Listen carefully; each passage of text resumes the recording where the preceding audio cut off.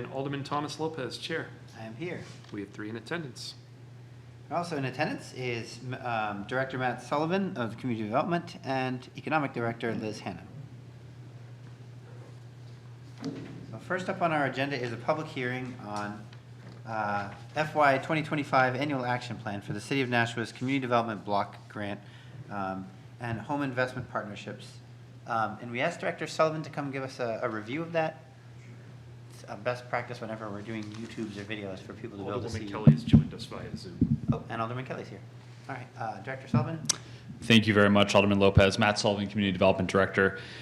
Thank you for allowing me to speak this evening. And as I was mentioning to the members of the committee before the meeting, you've actually seen the legislation before you, R25-125, at one of your previous Human Affairs Committee meetings. But I want to quickly overview what's going on here and also talk a little bit about why you're seeing this piece of legislation again. So as is customary, when the annual action plan is adopted by the Board of Aldermen between April, May, June of a year, that plan is put in place. We receive our allocation from the Department of Housing and Urban Development, and then beginning really in July or August, we implement the plan and we go through actually executing the projects that are funded by the plan. This year has been a bit delayed for a few different reasons. One, our allocation was later, and when I say this year, I mean the year beginning last July. Our allocation was delayed. We've had significant staff transition, and we also were faced with this new environmental testing question relative to radon, which is what I actually spoke about at the prior meeting. And so while it says fiscal year 25, it is actually the fiscal year 25 action plan, but that started on July 1st of 2024, in fact. So we're currently executing this action plan. This is an amendment to that action plan that does a few different things. One, it defunds a few projects that were funded in the 25 action plan that have not moved forward for one reason or another. And then it also adds funding to one specific project, that being a radon testing mitigation project, and then places remaining funds into an unallocated public facilities bucket that we can then use later if a public project arises. 3 projects being defunded, if you will, are Plus Company flooring and countertop upgrades, the First Church of Nashua and Family Promise for a rental rehabilitation project, and Stepping Stones is also being defunded. And again, those monies are being defunded and re-obligated into the radon testing mitigation project and the public facilities category. I could talk about any of these in more specific detail if it would be helpful. Quickly on radon, we have learned based on new guidance from HUD over the last year that we are obligated to test for radon in physical facilities that are receiving CDBG funding.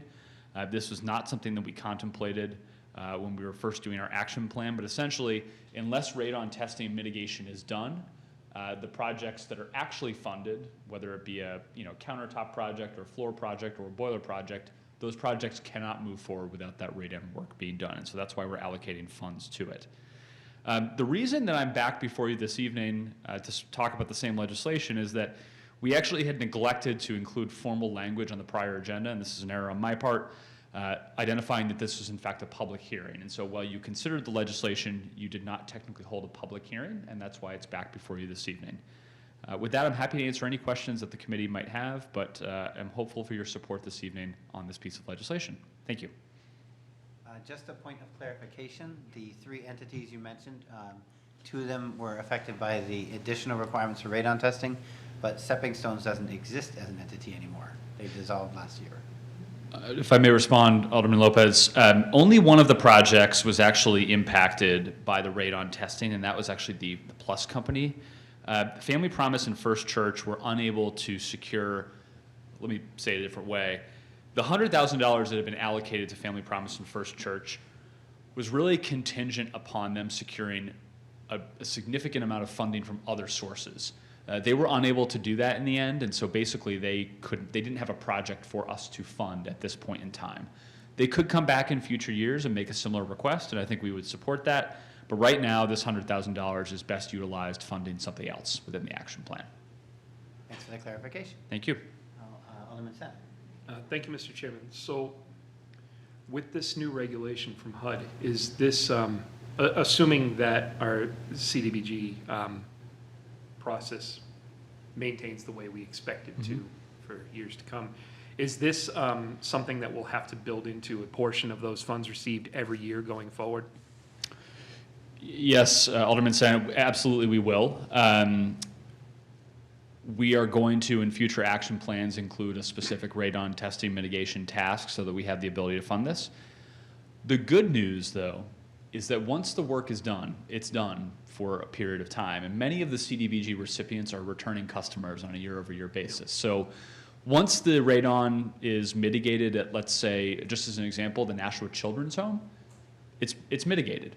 So we won't have to put radon testing mitigation costs back into that facility for many, many years, right? So we will, yes, need to make a one-time investment at most of the facilities that you see as part of the action plan, but hopefully we're not putting radon in or radon testing mitigation monies into the same facilities over and over and over again. Therefore, the radon testing mitigation money should go down over time that we're including in the action plan as we upgrade those facilities. Follow-up? Yeah. Will there be some sort of, just thinking out loud, I know this is sort of a 500-foot level thing, but, you know, say we get 20 applicants. 17 of them need radon testing, some sort of algorithm to determine this cost per facility if we're ideally able to grant everybody what they ask for. I know that's a pie in the sky situation, but, you know, ultimately, how are we determining what the annual cost of that radon testing is going to be? So what we're going to do is essentially, we're going to ask that the committee, when it comes time to select the projects for next year, we're going to ask that you not consider radon as part of that selection. I'll come back to what you're probably thinking right now in just a second. So we're going to say, let these projects stand on their own, choose which projects you'd like to fund. What we'll then do as part of the negotiation process that happens with this committee, once you've selected a slate of projects, we'll basically form an estimate of what we think that radon mitigation number is. We'll probably bring it to you early, but we don't want you to make decisions about which projects you're selecting based on whether or not they have mitigated or not mitigated radon. As far as setting the actual radon budget each year, we're going to give you a ballpark as part of your review and selection process. If we ultimately have to put more money into radon testing and mitigation as we go through the process with you, we'll do that as part of an amendment to the action plan during the year. But we're going to give you a ballpark, but we don't want you to make project selection based upon whether or not radon mitigation has been done or needs to be done on a given site. Great, thank you. Thank you. Alderman Thibodeau, sorry. Alderman Senate was kind of on the path that I was going to be on, but do we know how many places are going to be tested and potentially mitigated? We do, and remember we're dealing with our prior year projects, so we actually have a fairly good sense. There are approximately 5 facilities that will need to be tested and mitigated as part of this. I will tell you that one unfortunate thing, well, a fortunate thing, first of all, is that some of these agencies have taken on the radon mitigation themselves already because they tested and they found out they had elevated levels and they needed to resolve it immediately. The downside, of course, is that some agencies are quite nervous about the radon testing because of what the results may yield and what the actions might need to be immediately when those results are found. So if you have incredibly high levels, you would have to mitigate immediately, and it may result in the need to tell people they need to leave their office space, tell residents that they need to leave apartments or residential units. So some agencies have been very nervous about displacing their staff or residents because of this radon testing requirement, and they frankly prefer to not know at this point in time until they have monies available to actually mitigate the problem. So it's been very challenging, quite frankly, to roll out these requirements from HUD, particularly in the Granite State where radon is pretty much everywhere. But we are trying to work with the agencies to mobilize these funds simultaneously so they don't have to cover the costs of that mitigation when it's done. Did I answer your question? Mm-hmm. Okay. Any further questions from the committee? All right, let's move to the public hearing part then. Thank you. So in a public hearing, we have 2 opportunities to give testimony for and against I'll call each one out. Any members of the public who manifest themselves during that can choose to come at the beginning or wait for the rebuttal afterwards. So testimony in favor. All those here choose to make testimony in favor. Testimony in opposition. Testimony in favor a second time. Anyone here to make testimony a second time in favor? And testimony in opposition a second time. All right, so public hearing is closed at 7:11. I think the public knows we have to do this several times before we get into an actual hearing. Moving on to our agenda and our regular meeting, we have public comment. Oh, you gotta turn it on. Now, Director Sullivan, Yeah, you just- could just come up. Okay, it's fine. I just wanted to briefly comment on two items. This can be not related to the agenda, correct? This is general public comment? Yep. Yes. Is that correct? Okay. One, I just wanted to provide an update. We have not received any communication from HUD relative to our FY26 allocation of HUD funding. I will say that HUD has been very communicative about our current grant program. There are no signs of disruption to date, quite honestly, so that's been very positive. We have a new grant officer that we're working with at HUD, and that's been encouraging. But I do just want to make the committee aware that we did release the notice of funding availability last week for 2026 HUD monies, both to city departments and to the agencies in the community. So I just want to make folks aware of that, and for any members of the public that may be watching, now is the time to submit projects. And then second, I just wanted to note for the record, you may recall that the city received an injection of home monies, our home investment partnership monies, through the American Rescue Plan, referred to as home ARP monies. The Board of Aldermen and this committee as well weighed in on an allocation plan of how we are planning to use our home ARP monies. And primarily the focus of those monies is those at risk of homelessness or homeless. We released an application over the last 6 months and collected applications from several very well-known nonprofit agencies and even one city department for programs related to that cause.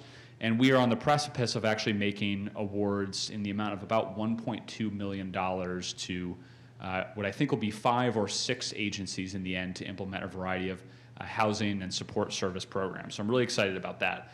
But the reason I actually wanted to mention this tonight is that, and I hope I can do this in my minute 20 remaining, is that one of the odd things, unlike an action plan, is that when you adopted the allocation plan for home ARP, you decided 4 specific things that you wanted to be funded, types of programs: tenant-based rental assistance, affordable housing, support services.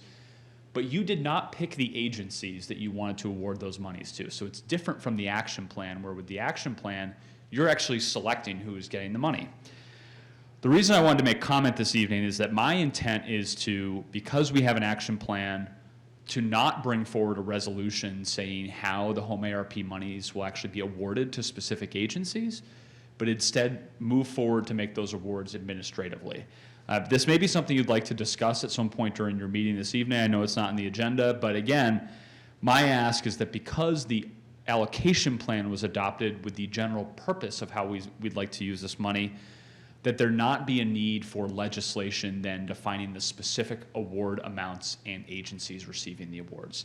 And I'm happy to issue a communication back to this body and to the full Board of Aldermen, keeping everyone apprised of the process, but I would prefer to not slow down the award process by doing a piece of legislation where it really isn't necessarily required.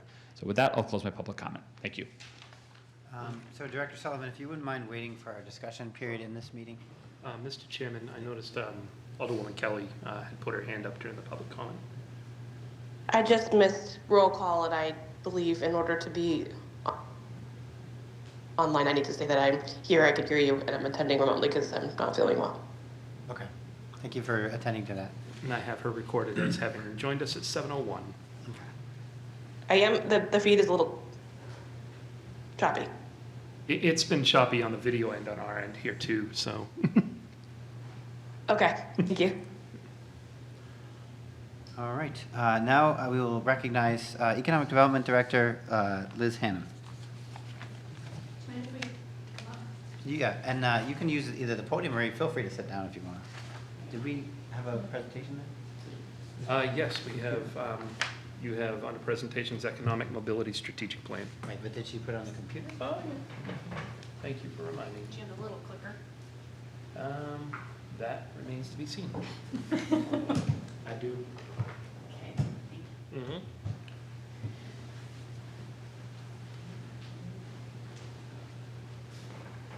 All right, so just a reminder for everybody, use your name and address periodically so that the transcribers know who's speaking. I'm Liz Hannum, Economic Development Director, and I have with me Abimana Ngira, Economic Mobility Specialist. So Abhimana just joined us recently, so he's learning along with you. But I will just go through our economic mobility strategic plan. We've been working on this for a while now, maybe 8 months or so. And I just wanted to kind of give you the origin of why we started. We've done a lot of real estate development at the higher level, and our economic plan has kind of ignored the small business and individual level of economic development. And so we're looking to see how we can use the existing programs that we have and be more strategic, fill the gaps. There are lots of organizations throughout the city that are doing work, but there's still kind of turnaround people that are ending up in the same place because they don't have the support system between programs.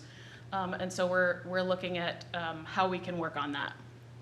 So we're going to start with just what is economic mobility. And we're defining it as economic mobility means having the ability to grow up and remain in a community despite outside pressures and changes. So basically, you can live in the same community that you grew up in and afford to live there. So things that affect it, the job market, living wages, childcare, job opportunities, transportation, housing, health, and lots more. We decided to focus on a few of these categories, but we identified through our master plan process that economic mobility is actually our top priority. The community identified this as the top priority. So we're trying to make sure that everyone in the community has access to opportunities that can allow them to survive, and thrive in this community. So there are lots of things that affect it, and so we're looking at kind of the basic level, what our strategies can be, and then what activities we need to start taking within those. So we started out with mostly data, so looking at demographics, annual cost of living, health and well-being, food access versus health care availability, lead exposure, local and regional trends of job trends, commuter rates, regional growth, what those industries are growing in, and transportation and childcare. And then we conducted working sessions and strategy building sessions with our nonprofits, with our city staff, and especially want to thank directors Sullivan and Bagley for supporting this work and helping us to understand what we're already doing and what is missing. So out of all of the things that could affect economic mobility, we decided we could, as the city, as economic development, could affect these three of those things. So workforce development and business retention, childcare, and our local housing needs. So there were lots of other things on the list. We just didn't think that we were capable of making visible change with the amount of budget that we had. So we'll start with workforce development. So what we came up with tactics from our workforce or our building sessions was to conduct a skills gap analysis. We see that from our master plan, about 70% of our working population leaves Nashua for work. So they go to Cambridge or to Boston. And so how are we going to recruit the right types of businesses to try to keep those people from commuting? So we want our workforce to be working here rather than elsewhere. So we're looking at a skills gap analysis so that we can help recruit the right types of businesses, and we can create the right types of educational programming for the businesses that are already here. And then that's tactic 2 is the kind of aligning our vocational and educational programs with our local industry. So the next strategy for workforce development is to foster the collaborative business environment. We're thinking about how we can strengthen the business ecosystem and things like just kind of informing the community about what this is, what an economic mobility strategic plan could be, where service gaps could be. This is more of a kind of networking action plan. So not requiring a lot of budget, which is what we were looking for and how we could affect the community. Incentivizing employer roles in community building. So this is, again, trying to build that like lifestyle type business. So we're looking to improve the quality of life for our employees that are already in our community. So it's things like having United Way come do a volunteer day, or working with the Greater Nashua Young Professionals to build a program that kind of invests in the educational system, or so essentially we're trying to figure out what that could be in terms of action. But that's the strategy that we would like to take. And the third strategy for this workforce development one is to engage people commuting out of Nashua. As I mentioned before, one of the tactics that we're looking at is in exploring an anchor institution strategy, which is anchor institutions. We like to think of them as like the Target in a mall, but this is actually a different strategy variety, a different anchor institution. So this is institutions that are community minded. They have buy local procurement policies. They hire local employees. We have some of these already. Kind of traditional anchor institutions are educational institutions and hospitals. So the strategy that we would like to explore is, do we have enough of those institutions already in the community? How are we working with them to help them support a local procurement policy, hiring local? So identifying ways that we can support those anchor institutions a little bit better, so that we can continue to grow community-minded business in Nashua. So tactic 2 is to foster more local business ownership. So we're looking at things like an incubator, accelerator programs. We have the revolving loan fund that we're working to get more money out the door to support local businesses. And then we are working to stand up a financial empowerment center, which is a national model for one-on-one individual counseling from a professional financial counselor that can support anyone in the community, small business owners, individuals. The national model sees the average person that uses the financial model or the financial empowerment center, they reduce their debt by about $6,000. So this has been a really successful model across the country. So we're working to build one here. So the next strategy is supporting local housing needs.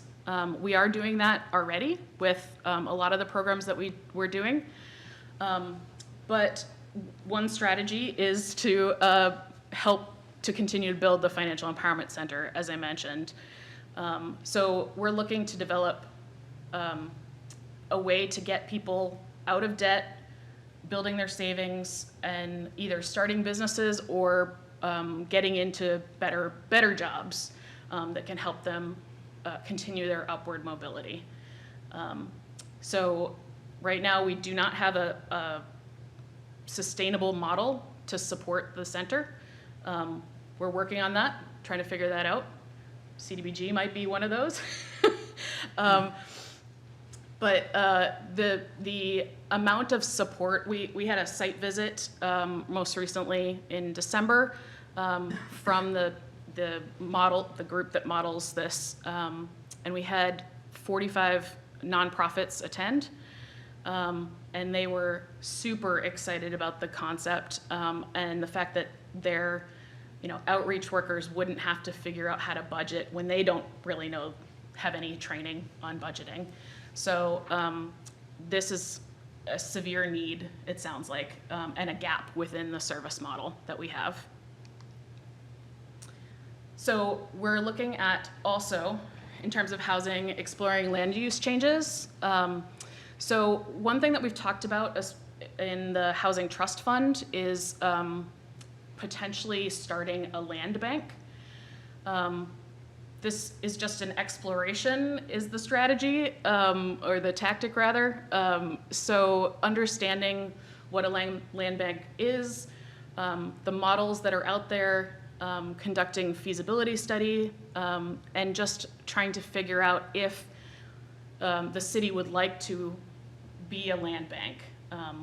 And I don't know if there's much information out there, but essentially at the bare level, a land bank is where the city, in this case, would start collecting land or housing to then make decisions about how it's used going forward. So we could create affordable housing, offer the land at lower rates, or we could do conservation land. One of the models that's out there in New Hampshire is a conservation organization that also does development work. So just exploring this is one of the options for housing.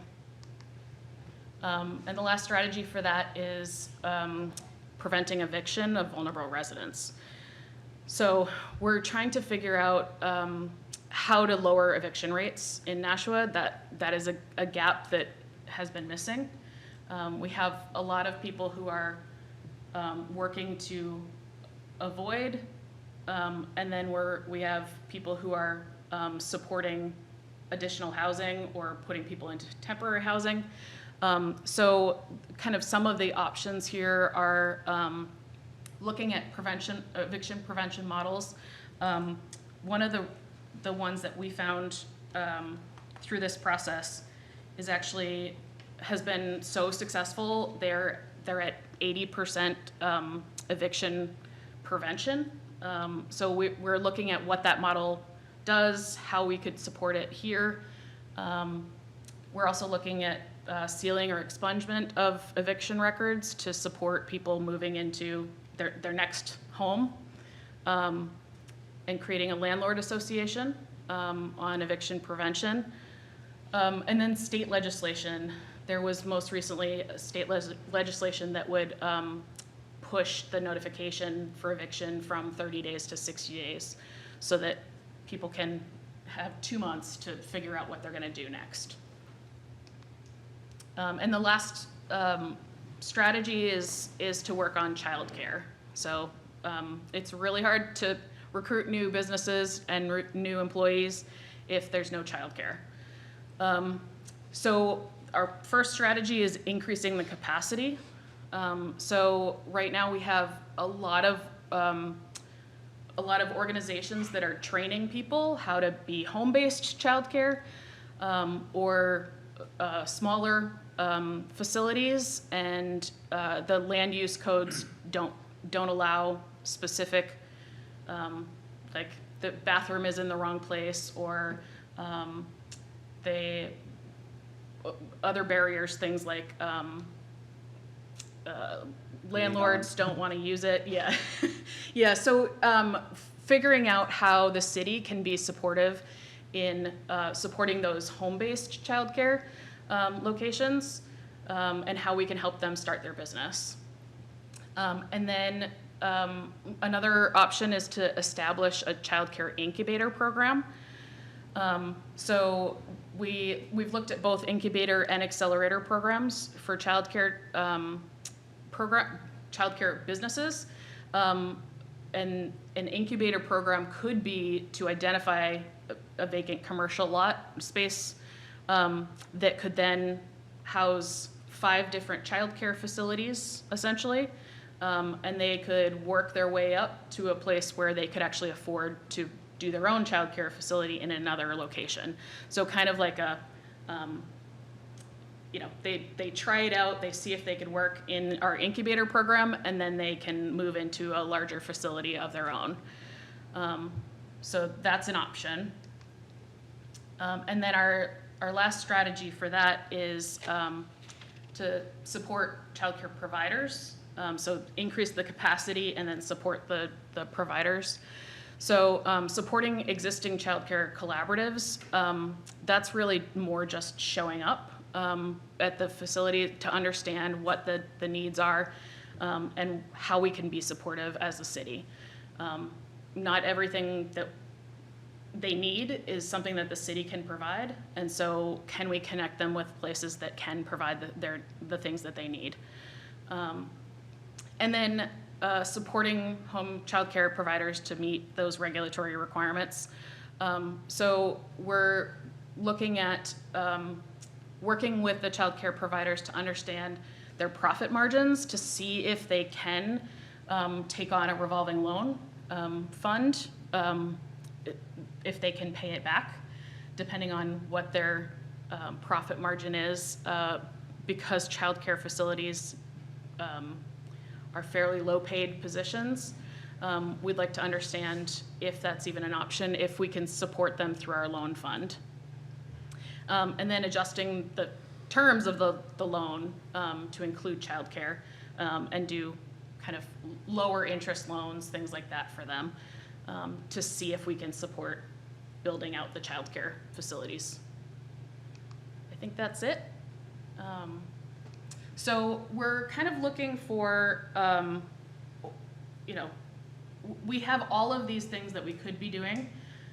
These are recommendations from the consultants based on the work that we did with the nonprofits and our city staff here, and understanding the issues here in Nashua. So we're looking to understand where priorities would lie with the aldermen to kind of prioritize some of these things over others. Something like the land bank is going to end up being a very large investment at some point as we start to build the land in the bank.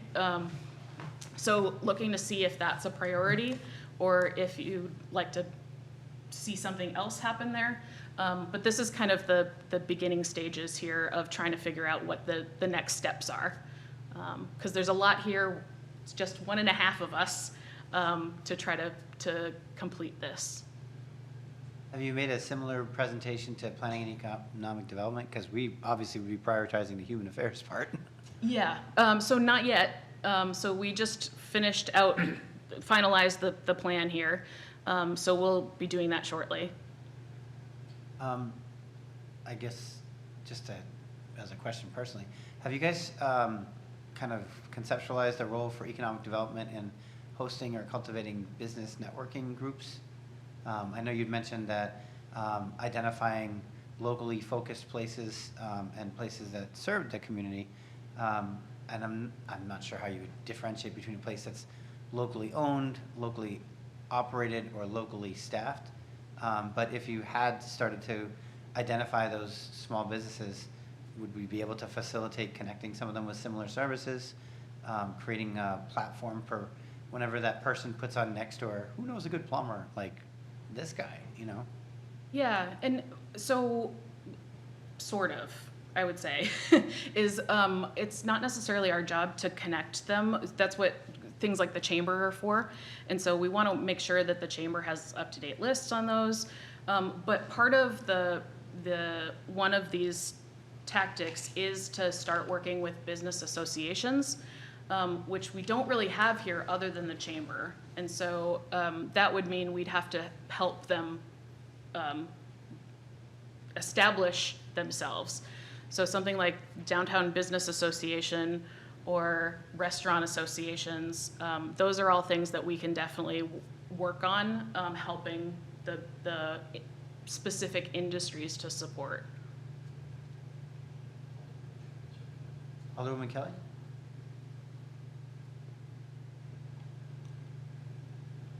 Alderwoman Kelly, is your hand up for this question, or is it still up from last time?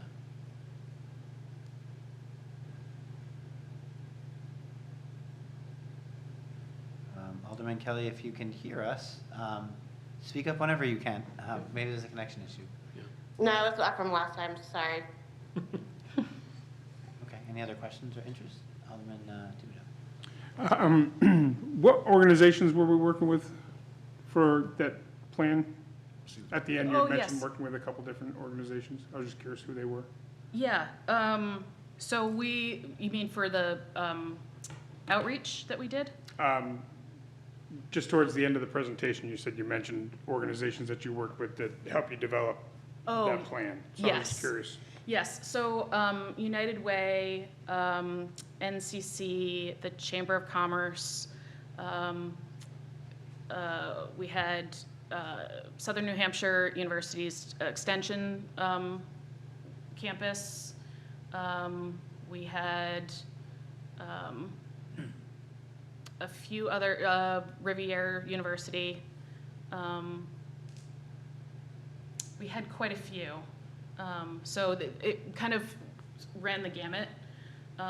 We even had some local businesses. We had the hospital.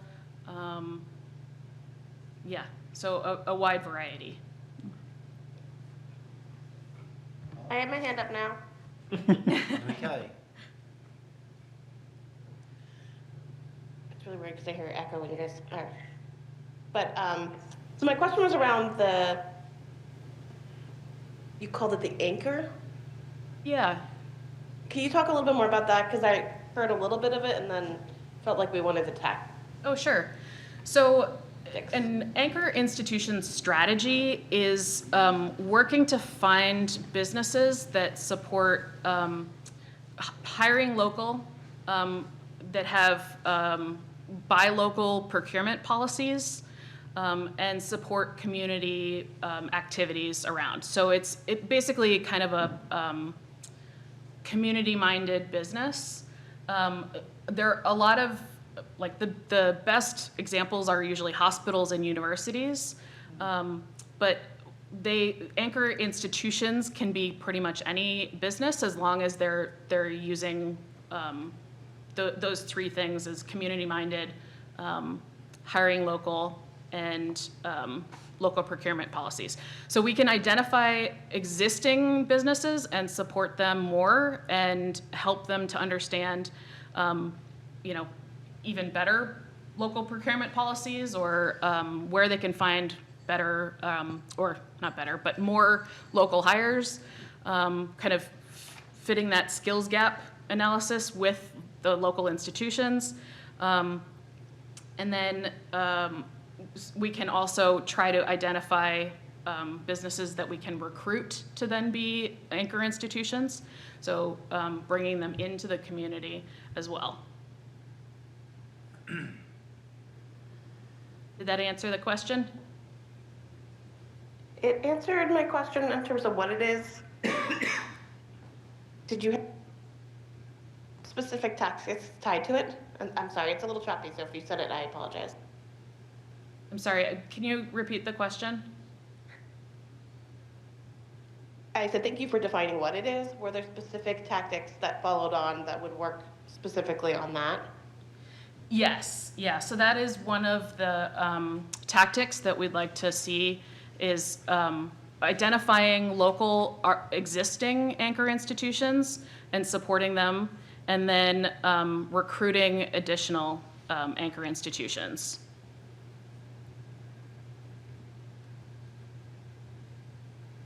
Okay, thank you.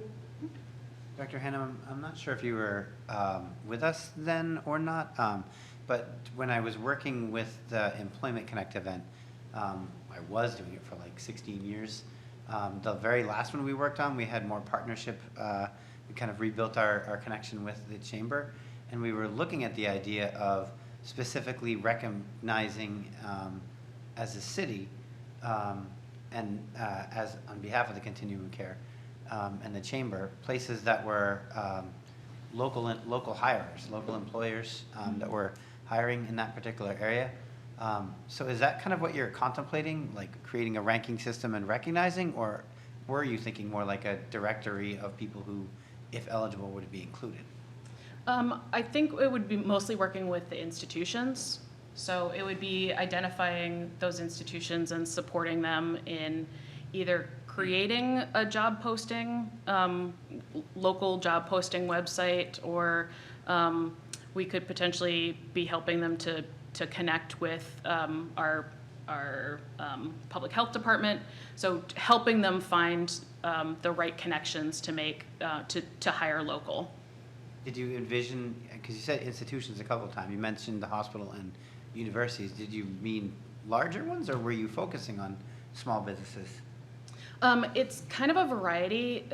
So anchor institutions can be anything from a 5-person small business to a 3,000-person business. So something like BAE doesn't really hire local. The local procurement doesn't happen the way that, I mean, some does, but and then they don't really participate a lot in events around the community. So if we wanted that to be an anchor institution, we would have to help them understand how to better utilize the resources that we already have in the community and get them more involved in things. So we could turn existing businesses into anchor institutions. So it kind of depends on what we have to kind of go through and identify what those potential anchor institutions are before we can really come up with a strategy on how we're going to, are we going to recruit, are we going to turn existing, or are we going to support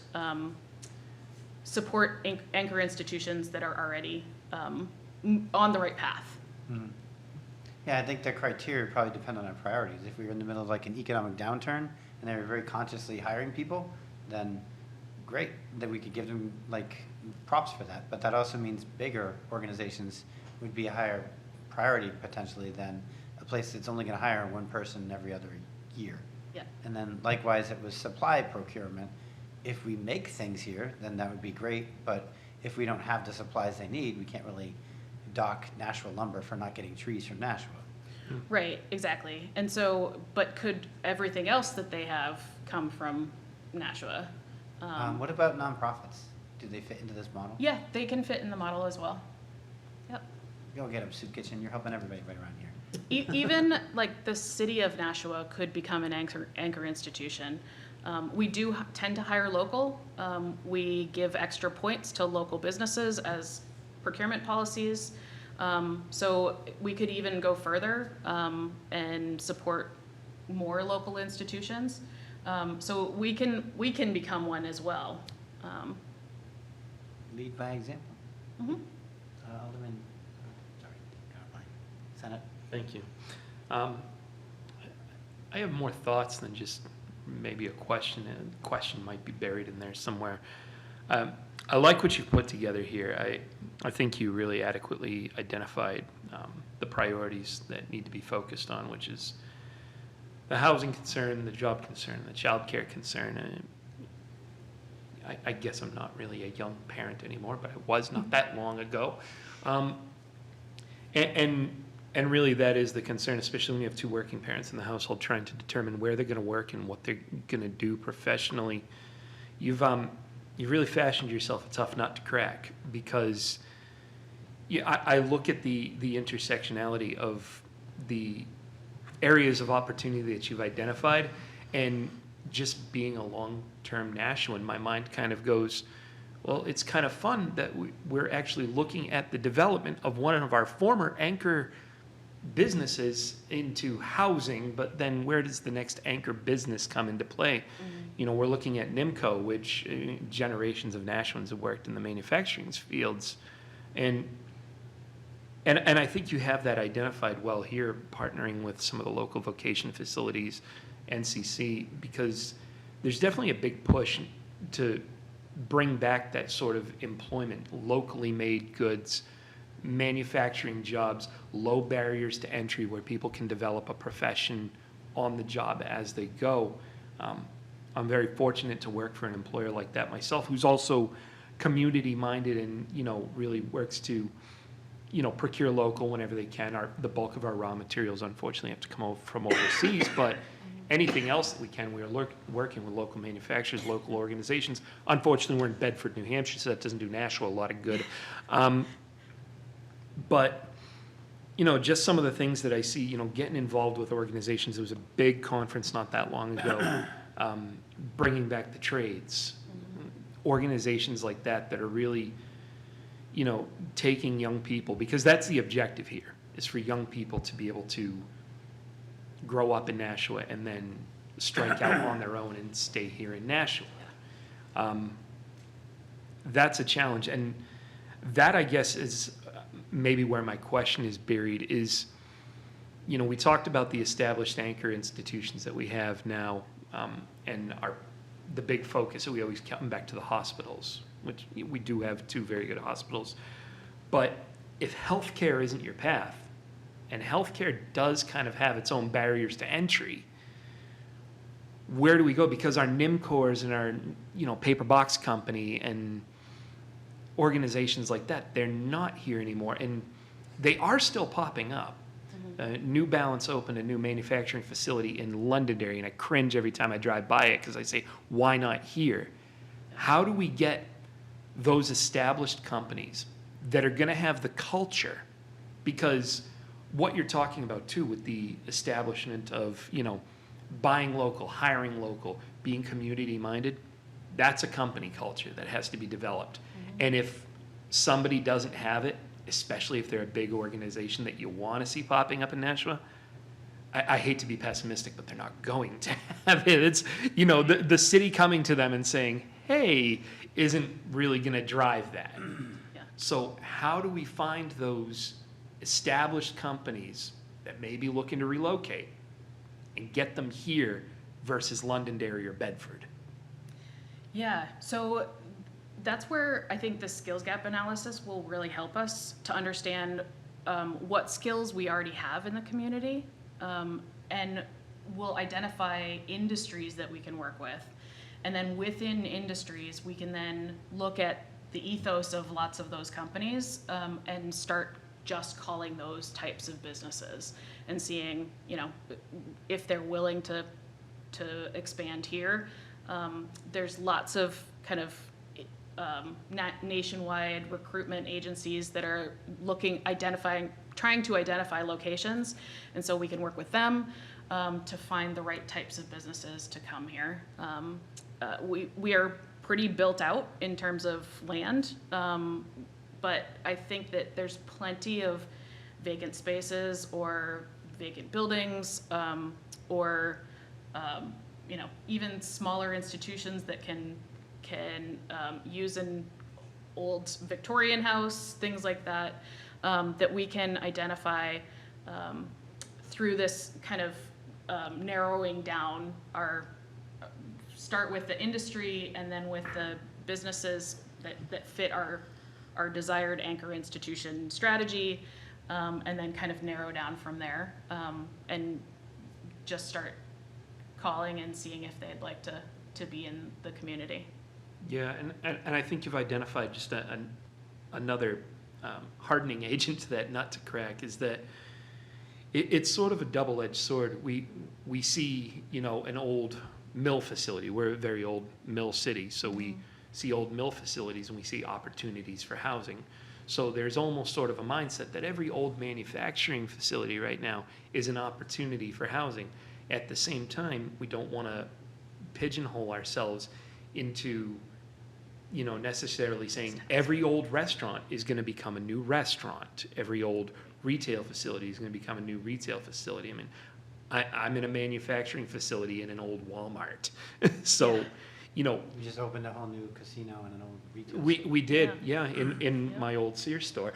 Yeah. And so, you know, and a performance exercising center and a almost that- shoe store. exercising almost that same flexibility that we see with manufacturing to housing to ensure that we're not pigeonholing ourselves into, yes, we need to Right. crack the code for housing, but everybody living there has to work somewhere too.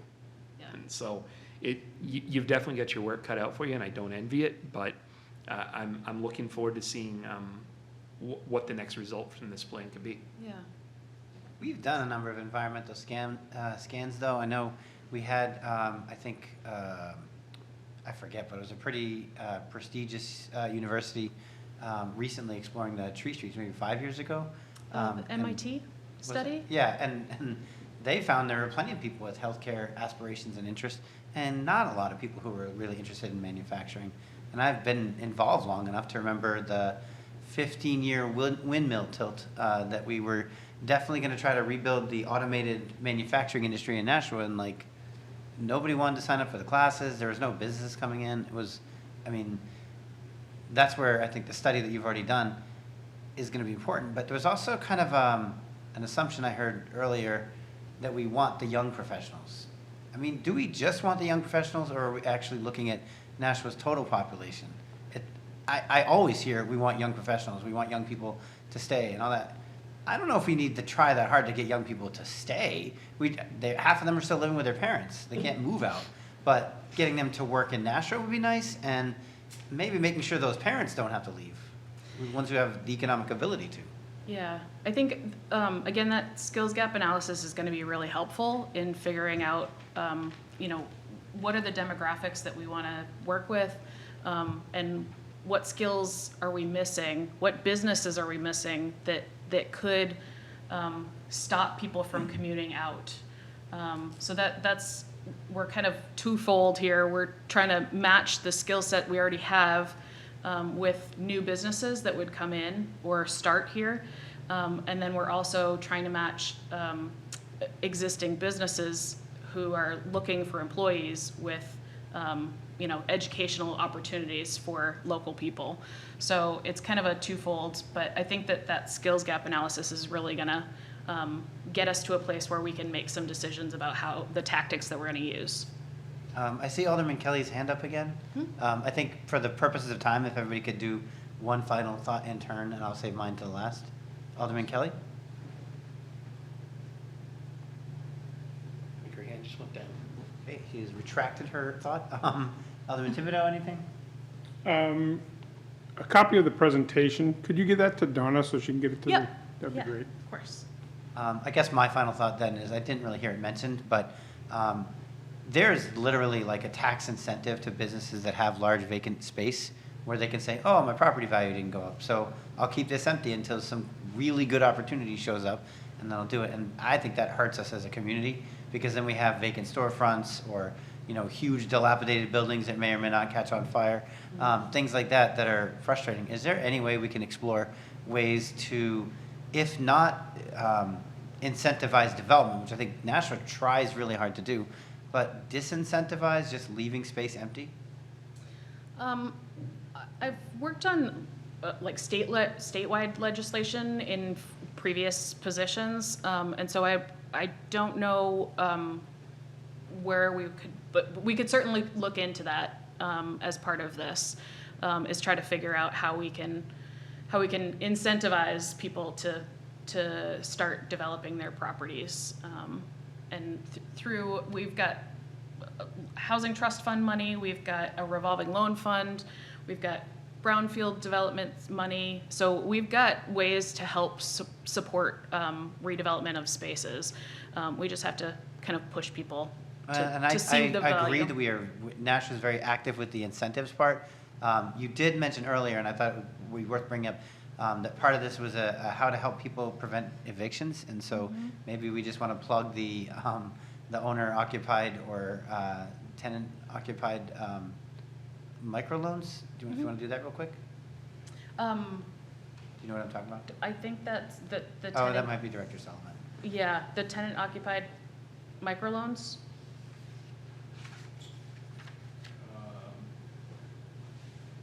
Is that part of the front door agency program, maybe? So I think there are a couple programs that come to mind. You might be referring to some of our housing improvement program or rental improvement program monies, That's what it is, both yeah. of which are operated through our CDBG program, both of which will be brought forward in this year's action plan.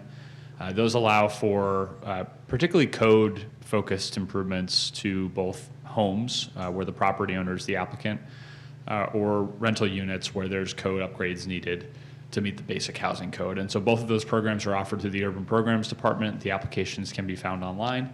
And it's basically, it's twofold, right? It not only makes the repair, it also puts in place long-term, or I should say short-term, affordability requirement on the property as well. And that is a great program. And as Director Hannum mentioned, we are also in the process of awarding $350,000 to the Front Door Agency for a landlord incentive program out of the Housing Revolving Fund that will allow for voucher holding individuals to find safe and secure housing and also build relationships with landlords across the community as well.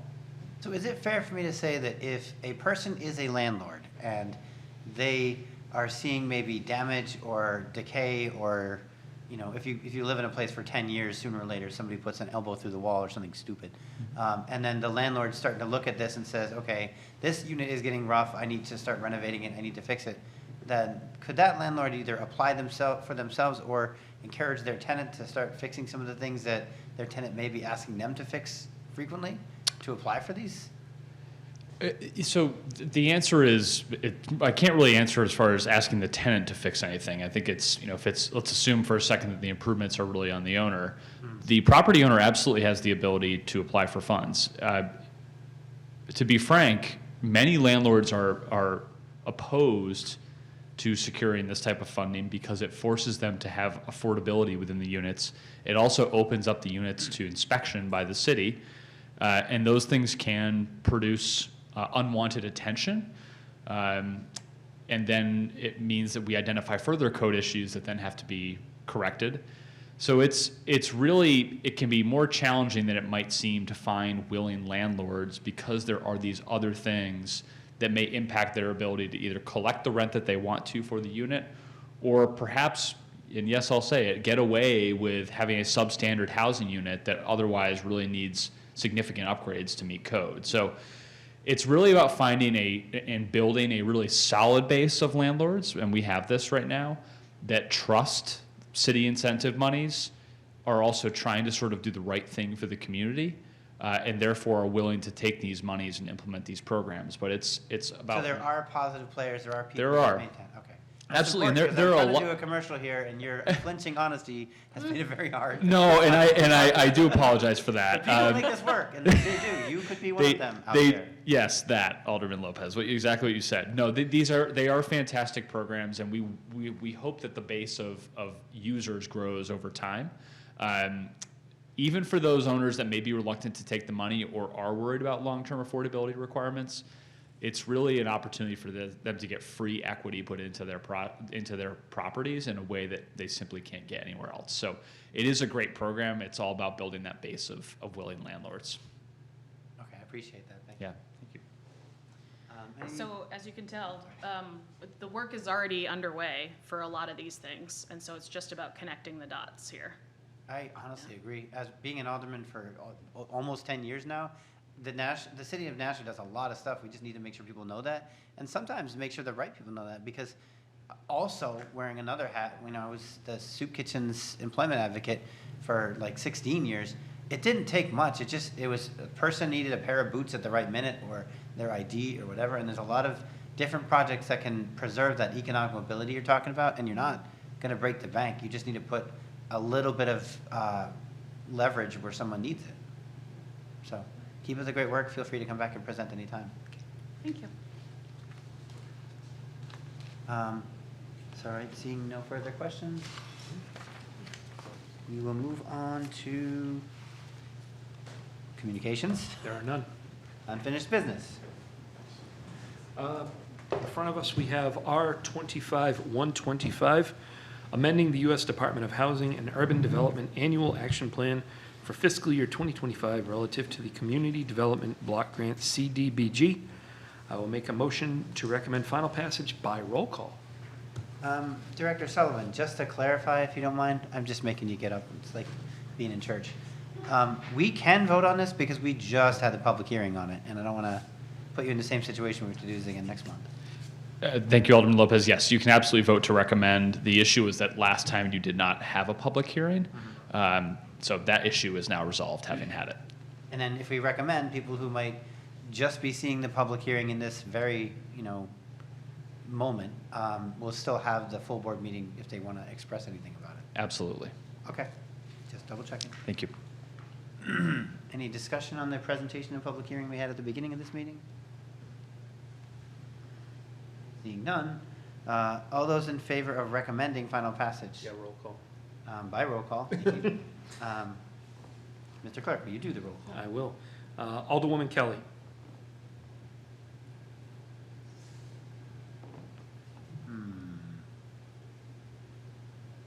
Alderman Senate is a yes. Alderman Thibodeau? Nope.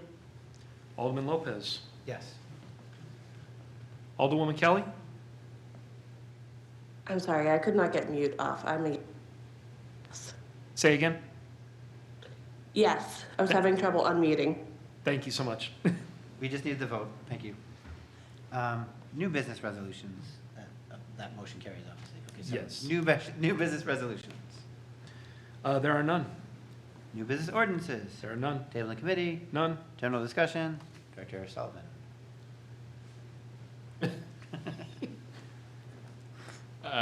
Simply, if folks have feedback on some of the comments that I offered earlier in the meeting, I'm also happy to sit down and chat about that, particularly relative to the home ARP funding.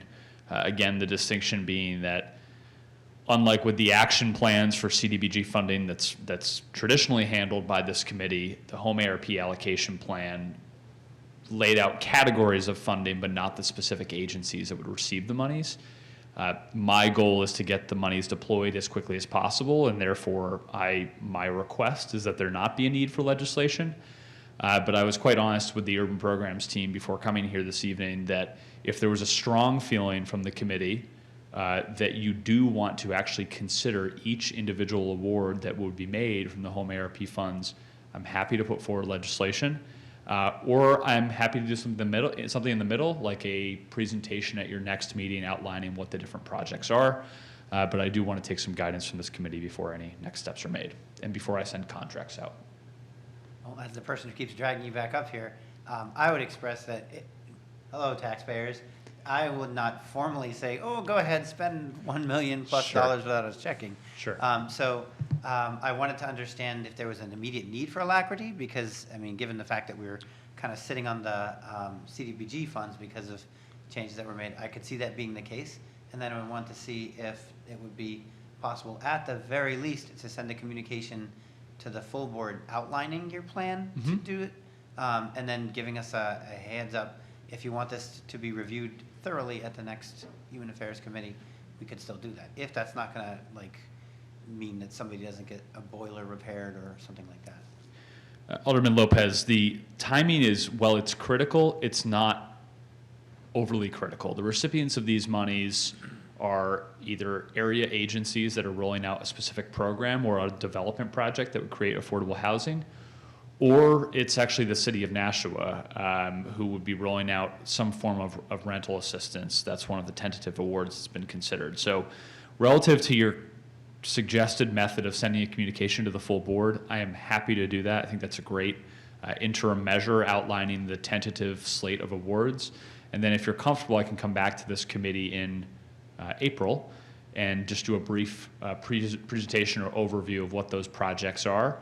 But I guess with those two actions put in place, would this committee generally be comfortable with us announcing the tentative slate of awards of home ARP money over the coming weeks, recognizing we'll do those two actions moving forward? If you tell us what you're doing and then we disagree, having you already done it or announced it might be a little bit awkward. I actually am curious, the city has a rental assistance program through city welfare. Yep. And the city is also about to try to do its city budget at a less than 3% increase. So we're not like using one thing to do the other, right? No, and this is a reminder as well that these are federal monies that are American Rescue Plan, so that's why they're being used for the purposes that they are. And so what's been considered from a rental assistance perspective is a tenant-based rental assistance program that would sort of, on a very temporary basis, add some relief in the same way that the ERAP, or Emergency Rental Assistance Program, did through the state of New Hampshire. But again, it'll be a small injection of cash to provide tenant-based rental assistance for a finite period of time. I don't think there's any impact to the general fund, Alderman Lopez, or the local taxation. Certainly, these monies are funded through federal taxation, though, so there has to be an acknowledgement of that. Well, what I had in mind was the opposite. I know our superintendent just had a provocative meeting on Saturday that essentially they've been warning that they've been using ESSER funds pretty heavily, and now there isn't a source to kind of subsidize that. So it's either crank the school district's budget up by like 4 or 5%, which, by the way, I would not be opposed to if it came to us, or make some draconian cuts. So I wouldn't want to see us say, okay, well, this year we want to make sure we're staying in our budget, so we'll use these funds for now to subsidize the increased need that we see. And then in 2 years, we're like, okay, well, now we have to lay off people. Absolutely, and this is always a challenge with these injections of funds, and you're going to hear this perhaps during my budget presentation on transit this year. But no question, when these monies come in and we're asked to deploy them by the federal government, and we create a program or a service that is needed by the community, we then have a sustainability issue, because we do not necessarily have the local general fund taxation to then backfill those federal dollars when the federal dollars are no longer available. So I second your concerns about creating programs that can't be sustained, but I come back to the question of, does that mean we shouldn't even deploy the monies? And I think the answer to that is no, we should deploy the money, but we then need to do a really good job of making the case as to why that program or that project should become a part of the city's budget moving forward. And sometimes we'll be successful doing that, and sometimes we won't. But unfortunately, that is the risk with one-time federal monies like this. And Well, when you said city department, I was half expecting to finally hear that we had a plan for a potential shelter, but it's more rental assistance. that's a conversation for another evening, perhaps. Someday that evening has to come. Alderman Thibodeau, since you have very strong feelings about taxation, do you want your Magneto was right moment? Do I want to what? Your Magneto was right moment? This is why. No. Alderman Sen, I think I saw your hand. Thank you, Mr. Chair. I'm erring on the side of caution. You know I trust you, but nevertheless, I think that the people of our city look to us for some degree of oversight. And I think what I would prefer more than anything, I certainly would hesitate to say, yes, just go and announce it and then bring it to us after the fact. At the bare minimum, some sort of presentation at our next meeting that not only goes over who you've chosen to award these funds to, but perhaps who may have also been in the running that didn't meet that criteria. Sure. Just so we have the whole picture at the very least. And if one or more of us would prefer to see something different, we could speak at that time before an announcement was formally made and awards were formally granted. Okay. That would be my preference. I'm certainly pliable enough to be in agreement with the will of the committee. But Sure. Okay. Alderman Kelly? All right, seeing no comment, I guess we have the feedback. We're not going to try to put an ordinance in a committee, and I mean, you know, you've worked with us enough to know that, like, and I appreciate your bringing this to us, because it is done under cover of night, and then we all would have been like, why? So, I really didn't want the awards to hit the public street and you not be made aware of at least what had been the genesis of those selections. And so, yeah, I'm happy to come back and talk to the committee. One thing that's sort of interesting from a timing perspective, not that you need to understand our struggles, but you know, if I come back and talk to the committee and then you decide that you'd like to see legislation, it could elongate the process. So what I would like to do this evening is I think I'm going to proceed with just doing legislation so that we can formally initiate that process at your next meeting, because legislation would then go in for your next Board of Aldermen meeting. It would start the process formally. And I may say in that legislation that although the allocation plan was adopted, this is a supplemental step essentially to make sure that the committee and the Board of Aldermen are aware of the specific awards. I'm happy to do that. That's probably the Well, right if you thing do to come into a timing crunch, you pre-briefed us on at least the fact that there might be legislation. So sure. we could introduce a second reading. I could speak as the chair and say, we just talked about this. Can we Yep. have a moment for presentation? And if it looks like it's going to inconvenience something or Yep. slow something down, then we don't want to do that. But we obviously want to do our due diligence. Fair enough. Yep, nope, that's great, and thank you for the feedback tonight. I appreciate it. Okay. Thank you. Any additional discussion items, anybody? Seeing none. Public comment. Any members of the public wishing to comment on what we've discussed tonight? Alderman, or Director Sullivan. Director Sullivan, if you'd like to I also. actually had a question, Dang it. Alderman That was Lopez. discussion. Okay. Alderman Kelly. Sorry. It was, so if Director Sullivan's coming back with legislation, does our previous action need to be moved forward to the board? No. If he's coming should back we with a change presentation, that? he just announced he was actually going to do legislation, so it would just go through the regular board process. Correct. So do we need to move this forward for our next meeting if he's going to come back with legislation? Is my There's nothing to move forward. question. It was just a discussion item.